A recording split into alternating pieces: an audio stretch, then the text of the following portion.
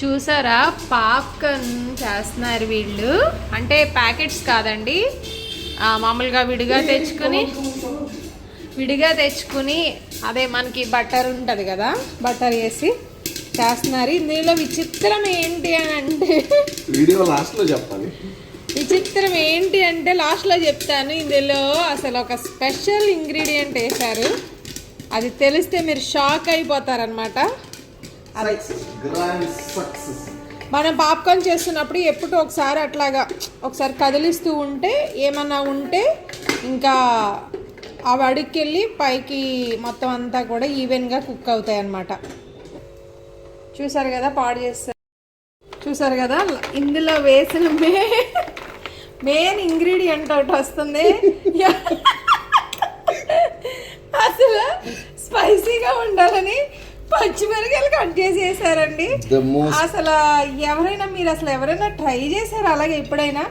ఈయన తెలివితేటలకి నా జోహార్లు. ఇవి తినొచ్చో తినకూడదో మీకు నేనైతే తిని చెప్పు ఎలా ఉందో చెప్తున్నాను. అదిగో మాడిపోయిన పచ్చిమిరపకాయ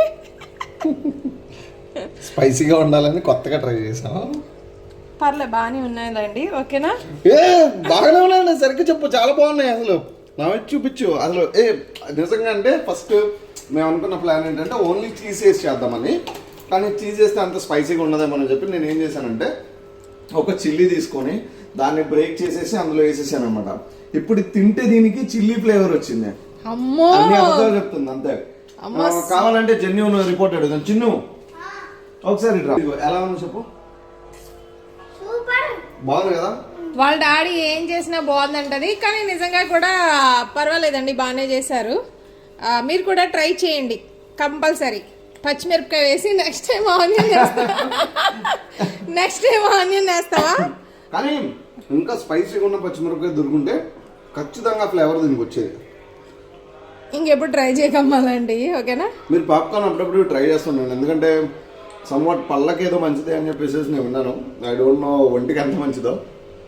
అంటే రెగ్యులర్ గా కాకపోయినా వీక్లీ వన్స్ ఆర్ ఎప్పుడైనా చేసుకోవచ్చు. ఇట్లా మనకి లూజ్ గా ఉండేవి తెచ్చుకొని, బటర్ ఉంటుంది కదా, బటర్ కూడా చూపిస్తాను మీకు.